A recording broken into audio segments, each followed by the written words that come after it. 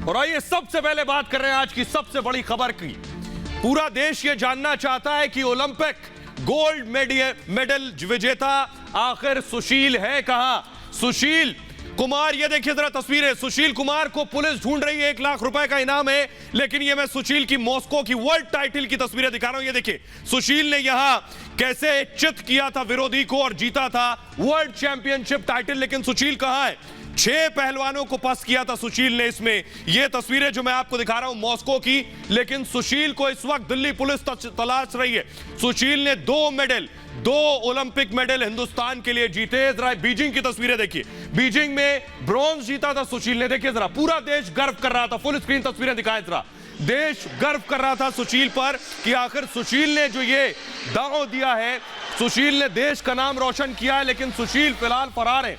सुशील कहां है? पूरा देश ये जानना चाहता है कि सुशील कहां गायब है। देखिए जरा, यहां ब्रॉन्ज जीता था कजाकिस्तान के पहलवान को। देखिए पटकनी दी थी सुशील ने और कांची दांव मारकर इस पहलवान को चित कर दिया था। लेकिन सुशील को इस वक्त पुलिस ढूंढ रही है। सुशील फरार है, वांटेड है, मैं कहूंगा वांटेड है सुशील। लंदन ओलंपिक की तस्वीर देखिए। लंदन ओलंपिक में कैसे सुशील ने रजत पदक जीता था और सुशील उन पहलवानों में जिन्होंने बैक टू बैक 2 ओलंपिक में मेडल देश को दिलाए। सुशील का कद आप समझिए। वो सुशील कानून से भागे भागे फिर रहे हैं। ये देखिए तस्वीरें हम आपको दिखा रहे हैं सुशील की लंदन ओलंपिक की। न जाने कितनी ऐसी तस्वीरें हैं जब सुशील ने गर्व की अनुभूति पूरे देश को कराई है। कॉमनवेल्थ देखिए, कॉमनवेल्थ में लगातार एक के बाद एक पदक जीते। स्वर्ण पदक कॉमनवेल्थ गेम्स में सुशील ने जीता था 2010, 2014 में और देश का नाम रोशन किया था सुशील ने।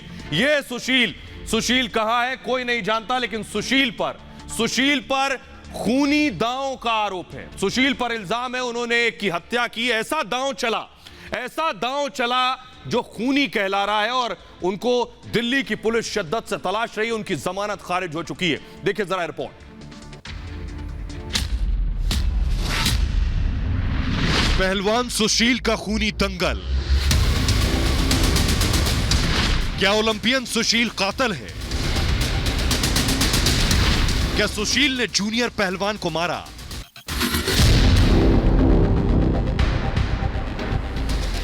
देश का वो इकलौता पहलवान जिसने ओलंपिक में 2 मेडल जीते, जिसे राजीव गांधी खेल रत्न अवार्ड से सम्मानित किया गया, जिसे पद्मश्री से सम्मानित किया गया, वो आज 1 लाख का फरार इनामी है। देश का ये हीरो आज भगोड़ा है क्योंकि दिल्ली पुलिस ने सुशील कुमार को भगोड़ा घोषित करते हुए उस पर 1 लाख का इनाम घोषित कर दिया है। सुशील की तलाश में न सिर्फ दिल्ली पुलिस देश का कोना कोना तलाश रही है, बल्कि सुशील के खिलाफ गैर जमानती वारंट भी जारी कर दिया है। सुशील की जमानत पहले ही कोर्ट खारिज कर चुकी है। मतलब ये कि जो शख्स कल तक देश के लिए एक हीरो था, देश के नौजवान जिसकी तरह बनने का सपना देखते थे, वो सुशील कुमार अब एक मुलजिम बन गया है, वो भी अगवा करने और हत्या जैसे संगीन जुर्म का। और आइए आपको जल्दी से बताते हैं सुशील ने आखिर क्या किया। पूरा देश जानना चाहता है सुशील पर क्या आरोप है। पुलिस क्या कह रही है? पुलिस कह रही है सुशील दरअसल मॉडर्न टाउन इलाके पहुंचे, दिल्ली का मॉडल टाउन सुशील पहुंचे। सागर धनखड़ के फ्लैट पर गए। ये सागर धनखड़ जिसकी हत्या का आरोप सुशील पर है। सुशील के आने पर सागर बाहर निकल कर आया मॉडल टाउन के अपने घर से। सुशील होंडा सिटी कार में बैठे हुए थे, ऐसा पुलिस का कहना है। सागर को गन पॉइंट पर अगवा किया गया, यानी सुशील पर आरोप है कि सागर को गन पॉइंट पर अगवा किया, फिर छत्रसाल स्टेडियम ले गए। छत्रसाल स्टेडियम में सागर पहलवान को लेकर गए। सुशील के साथियों ने क्या की? फायरिंग की। पुलिस का यह आरोप है सागर को बुरी तरह से मारा पीटा, उसमें सुशील भी शामिल थे। घायल सागर को उसके बाद अस्पताल में भर्ती कराया गया। अस्पताल में सागर की मौत हो गई। जी हां, सागर सुशील की पत्नी के फ्लैट में रहता था। प्रॉपर्टी का विवाद बताया जा रहा है। सागर सुशील की पत्नी के फ्लैट में रहता था। 2 महीने का किराया सागर ने नहीं दिया था।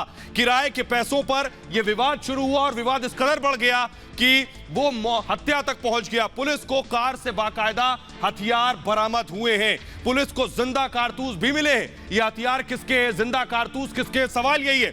सुशील के वकील ने इनकार किया है। सुशील के वकील का कहना है कि वो हथियार सुशील के नहीं है। तो फिर आखिर सवाल यह कि आखिर वो हथियार किसके हैं? सुशील अभी भी फरार है, पुलिस उन्हें ढूंढ रही है। निचली अदालत से उनकी जमानत अर्जी खारिज हो चुकी है। सवाल यह है, जिस पहलवान पर, जिस रेसलर पर पूरे देश को गर्व और फख्र है, कम से कम वो कानून का पालन करेगा और देश कि पुलिस के सामने पेश होगा, जिससे अगर वो निर्दोष है और उसने अगर ये हत्या नहीं की तो वो जो मान उसने बढ़ाया ओलंपिक में और कॉमनवेल्थ गेम्स में, उसका मान भी वो रखेगा। बहरहाल खबरों में आगे बढ़ते हैं और अब बात करते हैं किसानों के बीच कोरोना की।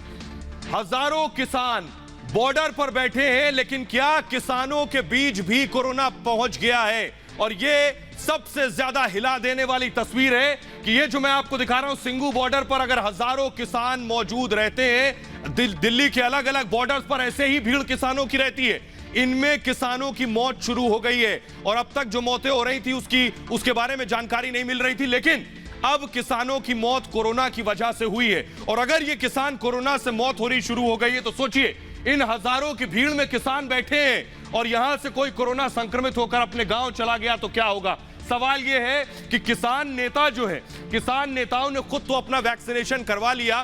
तस्वीर में आपको टिकैत की दिखाने जा रहा हूं, देखिए जरा।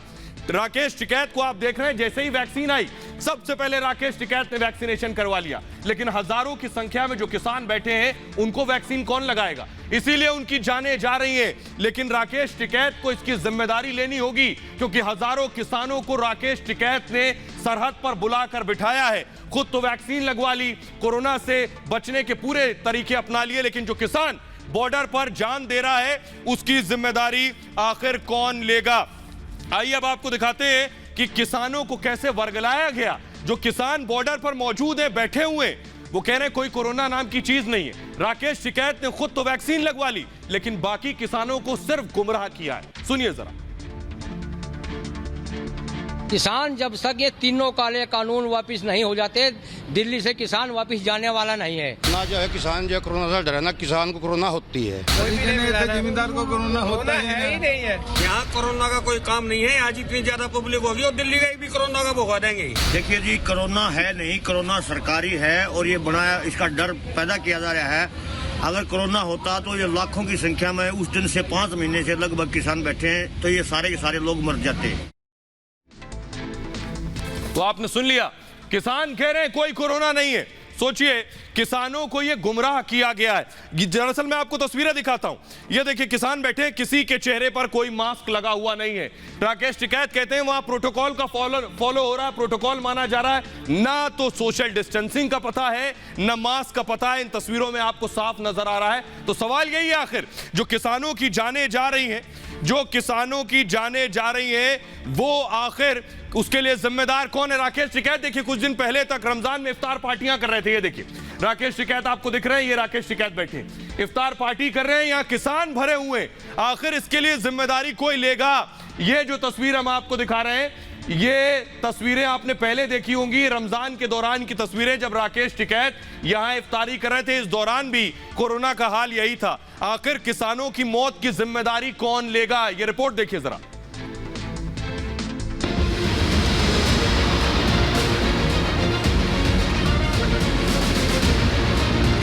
किसानों की जिंदगी से खिलवाड़। बीमारी का रास्ता हॉस्पिटल जाता है और किसान आंदोलन का रास्ता पार्लियामेंट जाता है। दोनों के रास्ते अलग अलग हैं। आदमखोर को बताया सरकारी साजिश। कोरोना है नहीं, कोरोना सरकारी है और ये बनाया, इसका डर पैदा किया जा रहा है। 2 किसानों की मौत, इनमें एक कोरोना पॉजिटिव।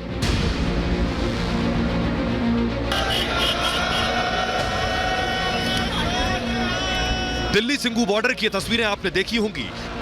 किसान कृषि कानून के खिलाफ हजारों की संख्या में दिल्ली के सिंगू बॉर्डर पर जमा हुए थे। ये तस्वीरें अब डराने लगी हैं। इस बात के पुख्ता सबूत सामने आ गए हैं कि दिल्ली बॉर्डर पर आंदोलन कर रहे किसानों की वजह से ही कोरोना गांव-गांव तक पहुंच गया है। क्योंकि यहां पंजाब के 2 किसानों की मौत हो गई। इनमें से एक कोरोना पीड़ित था, लेकिन अपना इलाज नहीं करा रहा था।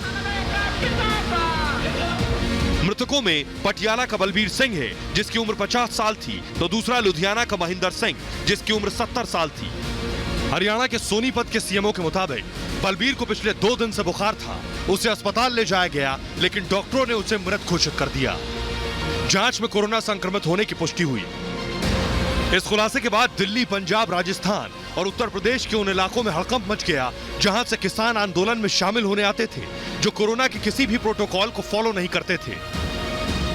किसान आंदोलन में सम्मिलित किसानों को मैं कहना चाहता हूं, वो किसानों की नुमाइंदगी करें और किसानों की नुमाइंदगी करना है तो कोविड पीरियड का ध्यान रखें, प्रोटोकॉल का पालन करें, किसानों की जान को किसी भी प्रकार की जोखिम न उठाना पड़े, इसलिए आंदोलन को समाप्त करें और सरकार से आके अपना प्रस्ताव लेके वार्ता करें। बावजूद इसके किसान नेताओं पर कोई फर्क नहीं पड़ रहा और वो आज भी अपनी सियासत कर रहे हैं और सरकार को ही जिम्मेदार ठहरा रहे हैं। और आइए अब आपको दिखाते हैं कि आखिर किसानों से कैसे गांव तक पहुंच रहा है कोरोना, कैसे पहुंच रहा है। आइए मैं आपको दिखाता हूं, ये देखिए तस्वीरें मैं आपको दिखा रहा हूं। मान लीजिए किसानों की हजारों की भीड़ बैठी है और इसमें संक्रमित, जो मैं आपको लाल रंग के एरो दिखा रहा हूं, मान लीजिए संक्रमित लोग बैठे हुए किसान। अब इनके बीच से अगर कुछ और लोग संक्रमित होते हैं तो उसके बाद क्या होता है, ये यहां से उठे। अगली तस्वीर अगर मैं दिखाऊं, तो ये देखिए किसान अब घर जा रहे हैं। भीड़ में बैठे थे, यहां से मूव हुए और घरों को जा रहे हैं, यानी अपने गांव को जा रहे हैं। उसके बाद क्या होता है, जब गांव पहुंच गए किसान, अगली तस्वीर दिखाऊं कि देखिए गांव पहुंच गए, अपने गांव में लोगों से बात कर रहे हैं और ये संक्रमण कैसे गांव-गांव तक फैल रहा है, ये मैं आपको दिखाना चाह रहा था। क्या यही आंदोलन जिम्मेदार है गांव-गांव तक संक्रमण पहुंचने के लिए? आइए अब आपको दिखाता हूं कि क्यों ये बात मैं कह रहा हूं। ये बात कहने के पीछे वजह यह है, दरअसल कैसे गांव-गांव तक संक्रमण फैला है, ये मैं आपको फ्लोर ग्राफिक्स के जरिए दिखाने जा रहा हूं। जल्दी से अगर आप चलाएं इसे।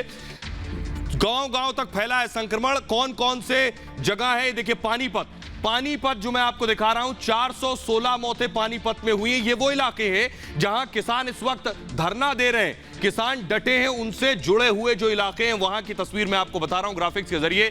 सोनीपत में 116 मौतें हो चुकी हैं, पानीपत में 416 मौतें हो चुकी हैं। इसके अलावा तेजी से अगर इसे चलाऊं, बहादुरगढ़ में 45 मौतें हो चुकी हैं अब तक, और बहादुरगढ़ के अलावा लंबू गांव बागपत में 37 मौतें कोरोना से हो चुकी हैं। तो सवाल यह है, क्या इन गांवों तक इस आंदोलन के जरिए ही कोरोना फैला है? गौतम बुद्ध नगर, दादरी, यहां गाजीपुर बॉर्डर पर जो किसान आंदोलन कर रहे हैं, 26 मौतें हो चुकी हैं। बेशक आगे बढ़ते हैं और आइए अब आपको बताते हैं कि सुपर स्प्रेडर कैसे बन रहा है, ये आपको बताते हैं। सुपर स्प्रेडर बनने के पीछे वजह क्या है, ये देखिए जरा, कैसे ये गांव तक फैल रहा है कोरोना आपके सामने।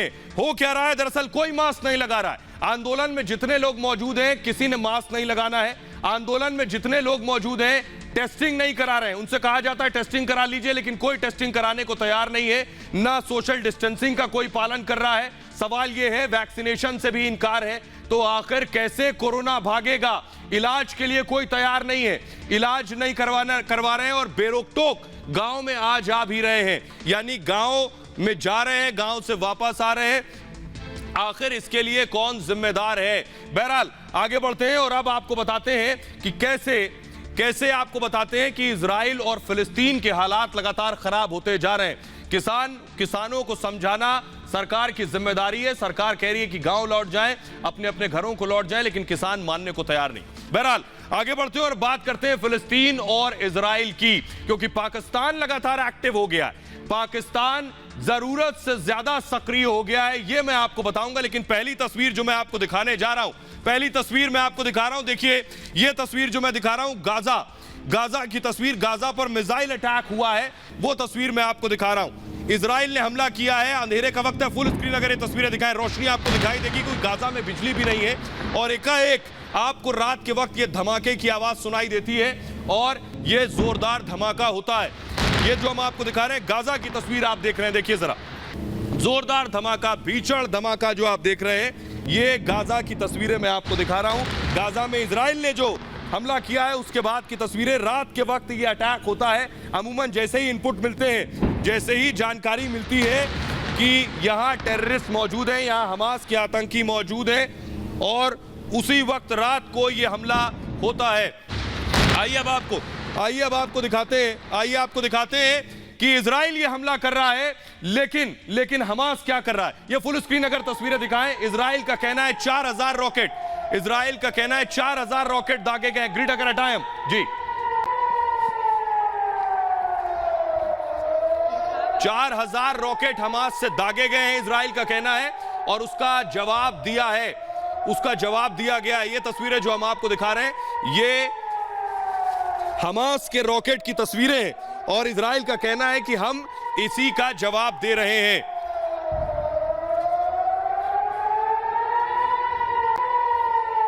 और आइए अब आपको दिखाते हैं कि कैसे इजराइल ने हमास के रॉकेट को मार गिराया है। देखिए जरा, ये जो मैं आपको दिखा रहा हूं, हमास के एरियल डिफेंस पोस्ट को तबाह कर दिया है। ये देख रहे हैं आप, ये एरियल डिफेंस पोस्ट है और इसको तबाह कर दिया। फुल स्क्रीन अगर दिखाएं, एक और एरियल डिफेंस पोस्ट पूरी तरह से जमींदोज हो गया है।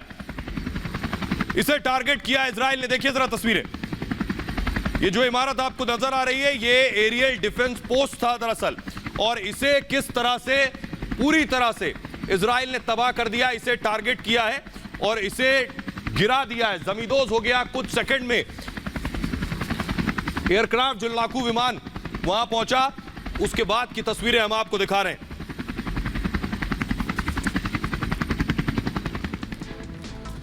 तो हमास इजराइल पर हमला कर रहा है और इजराइल हमास पर हमला कर रहा है, लेकिन आप जानकर ताज्जुब करेंगे कि पाकिस्तान सबसे ज्यादा परेशान है। पाकिस्तान की संसद में जिहाद की आवाजें उठ रही हैं कि इजराइल के खिलाफ जिहाद किया जाए। देखिए जरा पाकिस्तानी सांसद को सुनिए, जो कह रही हैं कि अब वक्त आ गया है जिहाद करने का, धर्म युद्ध का वक्त है। सुनिए जरा। जो इस्राइल ने हमारे बहन भाइयों के साथ वहां पे किया है सर, अब ये बात पे वाज़ेह हो जाना चाहिए कि अब उसके खिलाफ जिहाद के अलावा और कोई काम नहीं हो सकता। जैसे उन्होंने हमारे बच्चे और औरतों को जुल्म कर रहे हैं सर, मैं आप लोगों के साथ हूं। मैं सबसे पहले जिहाद में जाऊंगी सर, मेरा नाम सबसे पहले जिहाद में डाला जाए और मैं सबसे पहले अपने फलस्तीन बहन भाइयों को उन नासूरों से छुड़ाऊंगी जिन्होंने जुल्म की इंतहा कर दी। और सबसे ज्यादा शर्मिंदगी की बात एक औरत का धब्बा कामिला हारिस ने किया सर, जिसने उस एक्ट को जो इस्राएलियों ने औरतों और मर्दों पे जुल्म किया उसको उसने जायज किया। वो वाइस प्रेसिडेंट ऑफ अमेरिका, उसको एक औरत के नाम पे मैंने उसको धब्बा तस्वुर करती हूं। मुझे शर्म आती है कि मैं पहले ही सोचती थी कि मुसलमानों को डायलॉग पे जाना चाहिए। नो सर, अब मैं इस बात से पीछे हटती हूं और मैं कहती हूं कि जिहाद के अलावा और कोई नहीं है। हम ऐलान जिहाद करते हैं और हम फलस्तीनियों के खून का बदला लेने तक अपना एक एक बच्चा हाजिर करते हैं। और अमेरिका को बता देना चाहते हैं, कामिला हारिस को मैं बता देना चाहती हूं कि अगर आपकी मदर इंडिया से थी और आपने खड़े होके इस्राइल के एक्ट को, इस बेईमाना एक्ट को जायज किया है, आपने दरअसल अमेरिका की बात नहीं की, आपने इंडिया की बात की है। आपने पीछे से इंडिया की जो जोड़ है इस्राइल के साथ वो किया है। और इसमें पूरे अमेरिका को शर्मिंदा होना चाहिए कि उनकी वाइस प्रेसिडेंट ऐसी है जिसने इंडिया की जुबान खड़े होकर इस्राइल के लिए बोली। वो औरत के नाम पे क्या, वो इंसानियत के नाम पे धब्बा है। तो पाकिस्तानी सांसद को आपने सुना, वो एक तरफ इजराइल के खिलाफ बोल रही है और पीछे से हिंदुस्तान पर भी हमला कर रही है। यही होता है पाकिस्तान में। सोचिए, आपको तस्वीरें दिखाऊंगा और अभी पाकिस्तान को बेनकाब करूंगा इसके ऊपर, लेकिन उससे पहले देखिए जरा, जिस हमास की पैरवी कर रही थी उस हमास ने ये देखिए रॉकेट दागे। ये जो मैं आपको दिखा रहा हूं, ये रॉकेट हमास की तरफ से दागे गए। ये लाल घेरे में जो आप देख रहे हैं हमास ने दागे, और उसके बाद इजराइल के मिसाइल डिफेंस सिस्टम में, फुल स्क्रीन अगर ये तस्वीरें दिखाऊं, इजराइल के मिसाइल डिफेंस सिस्टम ने इसे आसमान में ही ढेर कर दिया है। वो तस्वीरें भी हम आपको दिखा रहे हैं। देखिए जरा, ये जो आप देख पा रहे हैं कैसे पलटवार किया है, कैसे जवाब दिया है इजराइल को, वो तस्वीरें आपकी टेलीविजन स्क्रीन पर इस वक्त है। तीन जो आप घेरे देख रहे हैं, लाल घेरे, ये दरअसल बता रहा है कि कैसे इजराइल ने हमास के हमले को गिरा दिया है। आइए एक और तस्वीर मैं आपको दिखाता हूं। एक और तस्वीर देखिए जरा, ये तस्वीर मैं दिखा रहा हूं इजराइल ने कैसे हमला किया। ये देखिए, ये गाजा की तस्वीर देख रहे हैं, गाजा स्ट्रिप की, जो लगभग 10 से 12 किलोमीटर चौड़ी है और लगभग 40 किलोमीटर लंबी है। गाजा पे लगातार हमले हो रहे हैं। ये जो धुएं का गुबार आपको निकलता हुआ नजर आ रहा है, यहां दरअसल लड़ाकू विमान ने अभी रॉकेट दागा है और उसके बाद ये धुआं उठा है। ये बता रहा है कि रोज टारगेट हो रहा है, चाहे वो वक्त रात का हो या दिन का वक्त हो। अगर फुल स्क्रीन ये तस्वीरें मैं दिखाऊं दर्शकों को, जिससे पता चले कि कितनी घनी आबादी वाला शहर है ये। गाजा बताया जाता है बहुत घनी आबादी वाला शहर है। फिलिस्तीनी आतंकी लोगों के बीच में छिपे हैं। फिलिस्तीनी आतंकी इन्हीं लोगों के बीच में रहते हैं। स्कूल से लगभग 100 मीटर की दूरी पर, कुछ अस्पताल से लगभग कुछ मीटर की दूरी पर 20 लाख की आबादी इस 40 किलोमीटर के दायरे में रहती है। और मैं आपको बताऊं कि स्कूल से बहुत नजदीक है, मस्जिदों से बहुत नजदीक, स्कूलों से नजदीक, अस्पतालों से नजदीक वहां मौजूद है हमास के आतंकी और रॉकेट वहीं से दागते हैं। आइए मैं आपको दिखाऊं, आइए अब आपको बताता हूं कि ये तो आपने देख लिया हमास और इजराइल के हमले, लेकिन पाकिस्तान को बहुत दर्द हो रहा है। पाकिस्तान की सांसद को आपने सुना जो कह रही है कि जिहाद का वक्त है, धर्म युद्ध का वक्त है, और पाकिस्तान के एक बौखलाए और मस्खरे सांसद कह रहे हैं कि परमाणु हमला कर देना चाहिए। सुनिए जरा संसद से आवाज हो रही है। मुस्लिमा के हुक्मरान होने का दावा करते हैं। हम पूछते हैं उन अफवाज से, हम अपने पाकिस्तान के फौज से भी पूछते हैं कि 7-8 लाख की तादाद में आप सिर्फ किस लिए हैं? आपका मोटो यह है कि जिहाद फी सबीलिल्लाह। आप क्यों आज इसराइल के खिलाफ ऐलान जिहाद नहीं करते? हम हुकूमत पाकिस्तान से हम पूछना चाहते हैं कि हमने मिसाइल तैयार किए, 4000 किलोमीटर तक मार करने वाला मिसाइल हमारे पास मौजूद है, हमारे पास F-17 मौजूद है, हमारे पास एटम बम है, हम 7वीं कुव्वत है इस मुल्क के, इस मुमलिकत के। जनाबे चेयरमैन साहब, ये एटमी कुव्वत कब काम आएगा? ये मिसाइल हम खिलौने के तौर पर इस्तेमाल करेंगे, बच्चों को दिखा देंगे, या इन मिसाइलों को और इस एटम बम को हम किसी अजायब घर में रख के हम ये कहेंगे कि फलां दौर में हमने एटमी कुव्वत हासिल की थी। बहुत अफसोस की बात है जनाब स्पीकर, अगर आप कश्मीर को आजाद करना चाहते हैं, अगर आप कश्मीरियों के साथ मदद करना चाहते हैं, अगर आप फलस्तीन को आजाद करना चाहते हैं, अगर आप फलस्तीनियों के साथ मदद करना चाहते हैं, तो आपके पास सिर्फ एक ही रास्ता है, और वो रास्ता ये है, वक़ातिलू फी सबीलिल्लाह, वक़ातिलू फी सबीलिल्लाह, ला सबीलना इल्ला बिल जिहाद। जिहाद के अलावा, इन लोगों के साथ लड़ने के अलावा, इनका मुकाबला करने के अलावा हमारे पास कोई रास्ता नहीं है। और आइए अब आपने सुना पाकिस्तानी सांसद कह रहे हैं कि जो परमाणु हथियार हैं ये म्यूजियम में रखने के लिए, अजायब घर में रखने के लिए नहीं बनाए हैं। तो किस लिए बनाए हैं? वो कह रहे हैं कि इस वक्त परमाणु हथियार को इजराइल पर इस्तेमाल करना चाहिए। एक और तस्वीर मैं आपको दिखा रहा हूं, देखिए जरा, हमास की तस्वीर दिखा रहा हूं, मिसाइल अटैक की। हमास ने, ये जो आपको नजर आ रही तस्वीर, हमास ने दरअसल रॉकेट दागा और उसके बाद देखिए वहीं मिसफायर होकर वहीं नीचे गिर गया। फुल स्क्रीन अगर ये मैं तस्वीरें दिखाऊं आपको समझ में आएगा कि कैसे। देखिए जरा, ये देखिए रॉकेट दागा गया और देखिए कैसे रॉकेट मिसफायर हो गया। अगर आप देखें, रॉकेट उड़ा है आसमान में और उसके बाद मिसफायर होकर नीचे गिर गया।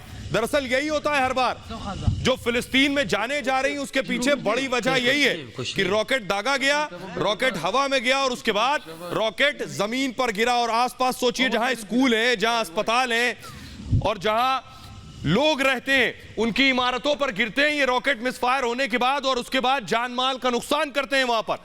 ये जो मैं आपको दिखा रहा हूं, देखिए जरा तस्वीरें, रॉकेट उड़ा है और उसके बाद नीचे आकर जमीन पर गिरा है। ये हमास ने, फिलिस्तीन की तरफ से रॉकेट दागा गया था, नीचे गिरा, फूटा नीचे, और उसके बाद आसपास जो लोग रहते थे उन्हें सबसे ज्यादा नुकसान हुआ है। अब आप समझ सकते हैं कि हमास के टारगेट्स या तो मिसाइल डिफेंस सिस्टम इजराइल के उन्हें कुंद कर देता है, या जो रॉकेट है वो वहीं गिर जाते हैं, इसकी वजह से उनकी जानें जा रही हैं। आइए एक और तस्वीर आपको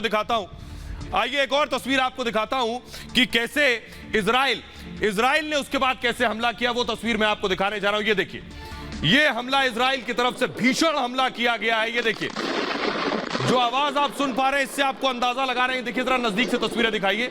यहां आकर बॉम्ब गिराया, रॉकेट दागा, लॉन्चर के बाद देखिए एक ब्लास्ट होता है, धमाका होता है, उसके बाद धुएं का गुबार। फुल स्क्रीन अगर ये तस्वीरें मैं दिखाऊं, गाजा की तस्वीरें मैं आपको दिखा रहा हूं। देखिए घनी आबादी है, यहाँ बीच बीच में हमास के आतंकी रहते हैं, हमास के कमांडर यहाँ रहते हैं और इन्हीं की वजह से दरअसल फिलिस्तीनियों के लिए मुश्किलें खड़ी हो गई हैं, क्योंकि ये लोगों के बीच रहते हैं और उसके बाद इजराइल को इन्हें निशाना बनाने के लिए गाजा पर आना पड़ता है और उनके जहाज आकर इन्हें निशाना बनाते हैं और मार गिराते हैं। अब तक 30 से ज्यादा कमांडर हमास के मारे जा चुके हैं। फिलिस्तीन में मैं आपको बताऊं 200 से ज्यादा लोगों की मौत हो चुकी है फिलिस्तीन में अब तक, जिसमें बच्चे और महिलाएं भी शामिल हैं। लेकिन इजराइल का कहना यह है कि हमास के आतंकी दरअसल लोगों के बीच में घुस कर रहते हैं, जिससे खुद को बचाया जा सके और लोगों की, बच्चों की और महिलाओं की आड़ ली जा सके खुद को बचाने में।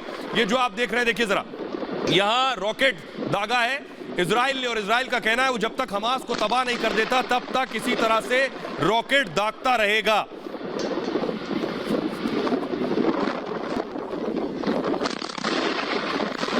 ये तस्वीरें हमने आपको दिखाई। आइए अब आपको दिखाते हैं कैसे पाकिस्तान की कैबिनेट में इमरान खान खुद दोनों हाथ ऊपर करके दुआएं मांग रहे हैं। देखिए जरा तस्वीरें, ये देखिए इमरान खान बैठे हैं दोनों हाथ उठाकर, पूरी कैबिनेट यहां से वहां तक आपको नजर आ रही है। फिलिस्तीन के लिए कैबिनेट में दुआ मांगी जा रही है। पाकिस्तान क्या कुछ कर रहा है इजराइल के लिए, इजराइल के खिलाफ और फिलिस्तीन के हक में, ये मैं आपको दिखाऊंगा। जरा फुल स्क्रीन तस्वीरें दिखाइए।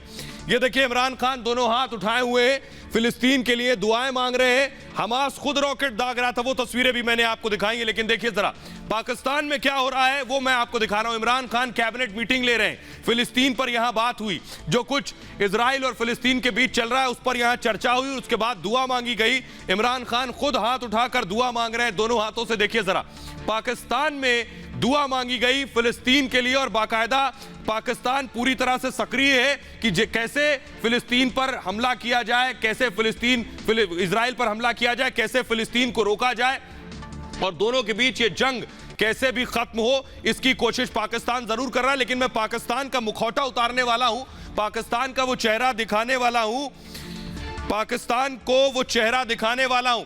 आइए पाकिस्तान का दोगला चेहरा मैं दिखाने जा रहा हूं। देखिए जरा पाकिस्तान का दोगला चेहरा। पाकिस्तान, इमरान खान क्या कर रहे थे?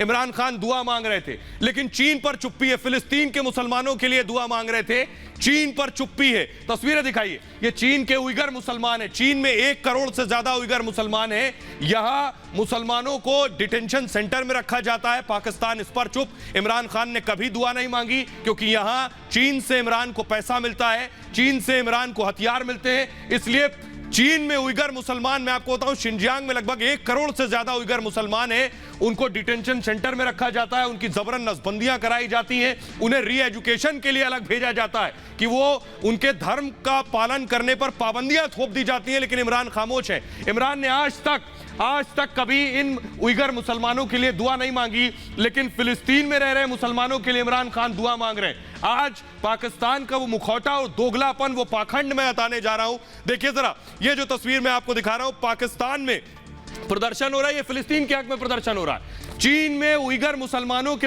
ऊपर जो उइगर मुसलमानों पर जो जुल्म हो रहा है उस पर प्रदर्शन नहीं, फिलिस्तीन के खिलाफ, फिलिस्तीन के लिए और इजराइल के खिलाफ प्रदर्शन हो रहा है। फुल स्क्रीन जरा तस्वीरें दिखाएं।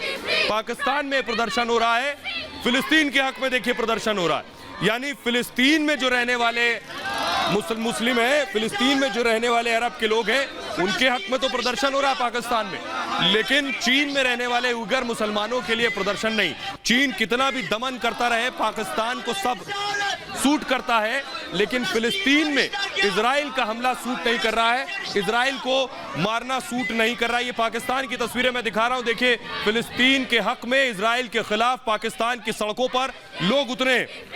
आइए एक और तस्वीर मैं आपको दिखाता हूं कि देखिए जरा, न सिर्फ ये अहमदिया मुसलमान, पाकिस्तान में जो अहमदिया रहते हैं उन पर पाकिस्तान खुद सितम करता है। यानी उन मुसलमानों, तरह तस्वीरें दिखाइए, उन मुसलमानों को मुसलमान नहीं मानता है। फिलिस्तीन के मुसलमानों के लिए दर्द पाकिस्तान का निकल रहा है। ये देखिए अहमदिया मुसलमानों की मस्जिदें तक ढा दी गई पाकिस्तान के अंदर, वो तस्वीरें भी मैं आपको दिखाऊंगा। लेकिन आपको बताऊं 40 लाख, ये देखिए पुलिस का जुल्म देखिए जरा, पुलिस रास्ते में रोक कर मारपीट करती है। 40 लाख अहमदिया मुसलमान पाकिस्तान में रहते हैं। न इमरान खान ने दुआ मांगी, न पाकिस्तान में कभी प्रोटेस्ट हुआ। जबकि मैं अब आपको दिखाता हूं कि कैसे शाह महमूद कुरैशी जो पाकिस्तान के विदेश मंत्री हैं, देखिए जरा, पाकिस्तान के विदेश मंत्री अमेरिका पहुंच गए, फिलिस्तीन के लिए अमेरिका पहुंचे। अहमदिया मुसलमान पर खामोश, फुल स्क्रीन तस्वीरें कर दिखाइए।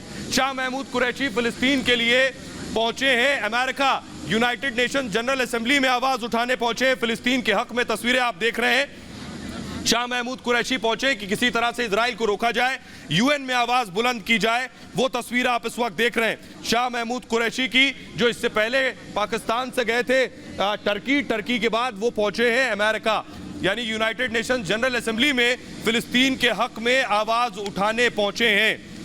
लेकिन आपको बताऊं कि पाकिस्तान में कैसे कश्मीरियों पर जुल्म होता है। पाक अधिकृत कश्मीर में मैं आपको बताऊं तो ये आपने देखा, कुरैशी पहुंचे यूएसए, लेकिन पाक अधिकृत कश्मीर में जो मुसलमान रहते हैं, कश्मीरियों पर जुल्म होता है। यहां जो पाकिस्तान के जवान हैं वो कश्मीरी, देखिए पीओके में लोगों को मार रहे हैं, यहां रहने वाले मुसलमानों को मार रहे हैं। इनके लिए कोई दर्द नहीं है, इनके लिए कोई एहसास नहीं है इमरान खान का, ना कुरैशी का, ना कोई प्रोटेस्ट हो रहा है। यहां सबकी जुबानें सिल जाती हैं। सवाल क्यों, आखिर क्यों यहां लोगों को आतंकी बनाया जाता है, युवाओं को यहां आतंकी कैंप चलाए जाते हैं, इस पर इमरान खान की जुबान नहीं खुलती है। तो सवाल यह है, लेकिन आपको बताने जा रहा हूं कि आखिर यूएन में किसने ये मुद्दा उठाया है। ये आपको मैंने पाकिस्तान का पाखंड, दोगलापन फिलिस्तीन पर दिखा दिया कि बाकी मुसलमानों पर चुप्पी, दही जमा है मुंह में, लेकिन फिलिस्तीन में बोलना है क्योंकि वहां लड़ाई यहूदियों से हो रही है। आपको बताते हैं यूएन में किस ने मुद्दा उठाया है। यूएन में मुद्दा उठाया है चीन ने, यूएन में मुद्दा उठाया है फ्रांस ने। ये वो मुल्क हैं जिन्होंने यूनाइटेड नेशंस में इस मुद्दे को उठाया है। पाकिस्तान के कहने पर चीन भी आगे आया है, चीन ने भी ये मुद्दा उठाया है, पाकिस्तान ने भी मुद्दा उठाया है, और नॉर्वे ने संयुक्त राष्ट्र में इस मुद्दे को उठाया है।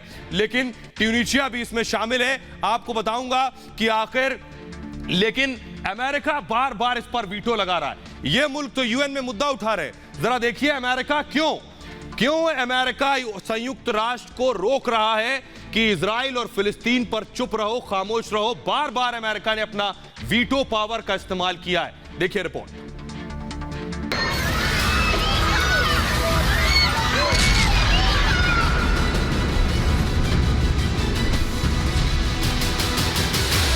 इजराइल के साथ अमेरिका,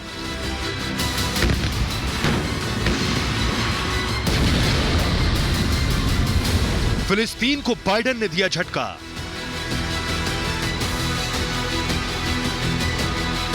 कैसे होगा इजराइल फिलिस्तीन में सीज फायर?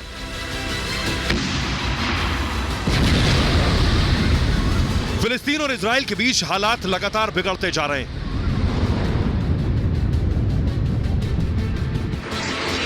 दोनों तरफ से गोले दागे जा रहे हैं।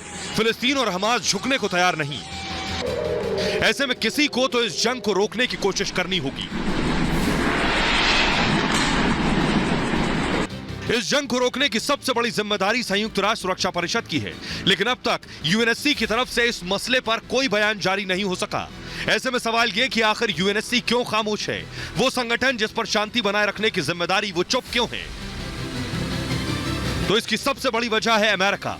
दरअसल अमेरिका ने एक हफ्ते में तीसरी बार संयुक्त राष्ट्र सुरक्षा परिषद को इजराइल फिलिस्तीन संघर्ष पर साझा बयान जारी करने से रोक दिया। रविवार को संयुक्त राष्ट्र सुरक्षा परिषद की आपात बैठक के बाद नॉर्वे, ट्यूनीशिया और चीन ने बयान पेश किया, लेकिन अमेरिका ने इसे जारी नहीं होने दिया। संयुक्त राष्ट्र में अमेरिकी राजदूत लिंडा थॉमस ग्रीनफील्ड ने दलील दी, अमेरिका कूटनीतिक चैनलों के जरिए इस संघर्ष को खत्म करने की हर मुमकिन कोशिश कर रहा है। अमेरिकी प्रतिनिधि हैदी अमर शुक्रवार को तेल अवीव पहुंचे और सीज फायर कराने के लिए इजरायली और फिलिस्तीनी अधिकारियों से बातचीत कर रहे हैं। 15 सदस्यीय सुरक्षा परिषद में से 14 देशों ने हिंसा को लेकर संयुक्त बयान जारी करने की मांग की, लेकिन परिषद में किसी भी बयान को जारी करने के लिए सभी देशों की सहमति जरूरी होती है। अगर कोई एक देश भी विरोध करता है तो किसी भी मामले पर बयान जारी नहीं किया जा सकता। अपनी इसी ताकत का इस्तेमाल करते हुए अमेरिका ने इजराइल फिलिस्तीन मुद्दे पर बयान जारी नहीं होने दिया। तो मैंने आपको बताया अमेरिका बार बार रोक रहा है संयुक्त राष्ट्र को, लेकिन उससे पहले आपको बताएं कि चीन क्या कह रहा है। चीन अमेरिका के बारे में क्या कह रहा है कि अमेरिका क्यों रोक रहा है संयुक्त राष्ट्र में? चीन का कहना है इजराइल पर अमेरिका को अपना रुख साफ करना चाहिए। चीन कह रहा है अब वक्त आ गया है कि अमेरिका बोले कि वो क्या चाह रहा है। वो चाह रहा है कि इजराइल और फिलिस्तीन लड़ते रहे। चीन कह रहा है इजराइल का पक्ष मानवता के खिलाफ है। चीन कह रहा है जो कुछ इजराइल कर रहा है वो मानवता के खिलाफ है। चीन कह रहा है मानवाधिकारों की रक्षा नहीं कर रहा है अमेरिका, यानी अमेरिका पर आरोप लगा रहा है कि ह्यूमन राइट्स की रक्षा अमेरिका नहीं कर रहा है, इसमें नाकामयाब है। चीन का कहना है कि गाजा पट्टी में खून बह रहा है और यूनाइटेड नेशन सिक्योरिटी काउंसिल चुप है, यानी संयुक्त राष्ट्र सुरक्षा परिषद कैसे चुप रह सकता है, फिलिस्तीन में खून बह रहा है। चीन कह रहा है कि America United Nation Security council पर दबाव बना रहा है, यानी अब तक अमेरिका ने जो वीटो पावर का इस्तेमाल किया है उस पर सीधे सीधे अमेरिका को कटघरे में खड़ा कर रहा है चीन। आइए अब आपको बताते हैं कि इजराइल पर चीन का क्या कहना है। इजराइल पर चीन क्या कह रहा है ये आइए अब आपको बताते हैं। इजराइल पर चीन का कहना है सीधे सीधे चीन टारगेट कर रहा है कि संयम से काम ले नेतन्याहू, यानी बेंजामिन नेतन्याहू को चीन सीधे सीधे सीख दे रहा है कि वक्त है आप संयम से काम लें, यूएन के प्रस्तावों का पालन करें। ये वक्त आ गया है कि संयुक्त राष्ट्र के जो प्रस्ताव सामने आ रहे हैं उसका पालन करना चाहिए नेतन्याहू को और खासतौर पर इजराइल को। इसके अलावा फिलिस्तीन पर हमले बंद करें, यानी चीन कह रहा है जो हमले बार बार नेतन्याहू कर रहे हैं उन्हें फौरन रोक देना चाहिए। चीन की सक्रियता जरूर लोगों के दिल में शक और शुबा पैदा कर रही है। चीन का कहना है मुसलमानों पर हिंसा बंद करें, इस पर आप हंस सकते हैं क्योंकि खुद उइगर मुसलमानों पर चीन जुल्म करता है, अत्याचार करता है। वो चीन अपनी जुबान से कह रहा है कि मुसलमानों पर हिंसा बंद करें। चीन कह रहा है यरूशलेम को सम्मान दें, यरूशलेम वो जगह जहां यहूदी, ईसाई और मुसलमानों की अलग अलग मान्यताएं हैं, तो यरूशलेम को लेकर चीन सख्त है। उसका कहना है कि सम्मान दें। लेकिन आपको बताते हैं कि अमेरिका दरअसल क्यों दबाव बढ़ा रहा है, अमेरिका का इसमें रोल क्या है, ये बहुत इंपॉर्टेंट है। सभी के दिमाग में चल रहा है कि आखिर अमेरिका को क्या वजह है जो इस पूरे मामले में अमेरिका संयुक्त राष्ट्र को रोक रहा है। ये बहुत इंपॉर्टेंट है आपके लिए जानना कि अमेरिका का क्या इंटरेस्ट है, क्यों अमेरिका नहीं चाह रहा है कि इजराइल और फिलिस्तीन की जंग रुक जाए। ये मैं आपको बताने जा रहा हूं। इजराइल और फिलिस्तीन के मुद्दे पर अमेरिका ने क्या किया है कि संयुक्त राष्ट्र सुरक्षा परिषद में 3 बार वीटो आया, तीनों बार वीटो को रोक दिया। अब सवाल यह है, वीटो लगा दिया उस पर, अब सवाल यह है कि सुपर पावर अमेरिका ने ऐसा क्यों किया। आपके दिमाग में भी यह सवाल होगा। दरअसल इसके पीछे अमेरिका का अपना फायदा है। इजराइल और फिलिस्तीन की जो लड़ाई हो रही है इसके पीछे अमेरिका का अपना फायदा है, क्योंकि अगर इस बार America United Nation Security Council को बयान जारी करने दे देता है, प्रस्ताव पास हो जाता है, तो जाहिर है आगे भी ऐसा होगा। यानी मेरे कहने का मतलब है कि UN, United Nation Security council अगर इसमें दखल देता है और इजराइल और फिलिस्तीन के युद्ध को रुकवा देता है तो आगे क्या होगा, अमेरिका फंस जाएगा। अमेरिका ऐसे में मुश्किल अमेरिका के लिए यह खड़ी हो जाएगी, क्योंकि अमेरिका आतंकवाद के नाम पर या उसे रोकने के नाम पर कई देशों में दखल देता रहा है। अब जब आने वाले वक्त में किसी और मुल्क में या फिर खुद अमेरिका में इस तरह के हालात पैदा होंगे तो वहां क्या होगा, यूनाइटेड नेशन सिक्योरिटी काउंसिल का दखल बढ़ जाएगा। इसे इस तरह से समझिए कि अमेरिका नहीं चाह रहा है कि संयुक्त राष्ट्र दखल दे, क्योंकि अमेरिका खुद जब ये स्थिति होगी, किसी से कहीं से कोई अटैक होगा, कोई आतंकी को मारना होगा, तो अमेरिका खुद ये एक्शन नहीं ले पाएगा। इसलिए अमेरिका नहीं चाह रहा है कि संयुक्त राष्ट्र सुरक्षा परिषद कोई दखल दे। इसलिए अमेरिका बार बार खुद इजराइल फिलिस्तीन के बीच जारी संघर्ष को रोकने की बात कर रहा है। अमेरिका कह रहा है आप मत लड़िए, आप मत रोकिए, मैं खुद रोकूंगा इन्हें, अमेरिका ये कह रहा है, और यूनाइटेड नेशन सिक्योरिटी काउंसिल को बयान जारी करने से रोक रहा है। दूसरी तरफ अमेरिका में बाइडेन सरकार पर इजराइल को रोकने का दबाव भी लगातार बढ़ रहा है, यानी अमेरिकी सरकार पर दबाव बढ़ रहा है कि रोको। कौन दबाव बना रहा है ये मैं आपको बताता हूं कि बाइडेन सरकार में विरोध के स्वर उठने लगे, यानी खुद अमेरिका में सरकार के अंदर अब विरोध हो रहा है। कई अमेरिकी सांसद, बाइडेन के सांसद फिलिस्तीन के समर्थक हैं, फिलिस्तीन के हक में आवाज उठा रहे हैं, जो अपनी ही सरकार की आलोचना कर रहे हैं। यानी बाइडेन की आलोचना इस वक्त सरकार के अंदर से हो रही है, वहीं कई संगठन इजराइल को रोकने की मांग कर चुके हैं। ऐसे में बाइडेन सरकार पर भी लगातार दबाव बढ़ रहा है और यही वजह है कि बाइडेन सरकार, आइए अब आपको बताते हैं, अमेरिका एक्शन में जरूर नजर आ रहा है, क्योंकि अमेरिका बार बार संयुक्त राष्ट्र सुरक्षा परिषद को, यूएनएससी को रोक रहा है। इसलिए अमेरिका क्या कर रहा है, दरअसल मैं आपको बताऊं, अमेरिका पहले ये कहता रहा कि फिलिस्तीन से जो हमले हमास के जरिए हो रहे हैं, इजराइल को पूरा अधिकार है उनका जवाब देने का। लेकिन अब अमेरिका पर प्रेशर बना तो अमेरिका ने क्या शुरू किया? बाइडेन ने फोन उठाया और नेतन्याहू को फोन लगाया। इजराइल के प्रधानमंत्री को जो बाइडेन ने फोन किया, फिलिस्तीन पर हमले रोकने को कहा है। यानी अब बाइडेन एक्टिव हुए और वो चाहते हैं वो अपनी तरफ से ये कदम उठाएं और फिलिस्तीन पर इजराइल को रोकें, फिलिस्तीन पर हमले रोकें। नेतन्याहू से सीज फायर के लिए कहा है, यानी पूरी तरह से संघर्ष विराम करें, यह बाइडेन का कहना है। बड़ा सवाल यह है कि इजराइल क्या जो बाइडेन की बात मानेगा या फिर आगे कुछ और देश जब दबाव बनाएंगे उसके बाद कोई एक्शन लेगा, क्योंकि इजराइल ये कह चुका है और ये जान रहा है कि उसके ऊपर लगातार प्रेशर बन रहा है। कल दबाव इस हद तक हो जाएगा कि उसे रुकना पड़ेगा, उससे पहले हमास आतंकियों को वो खत्म कर दे। फिलहाल ये भारत की बात है, मैं इतना ही। अपना बहुत ख्याल रखिए। एक छोटे से ब्रेक के लिए रुक रहे हैं, लौट रहे हैं कुछ और बड़ी खबरों के साथ।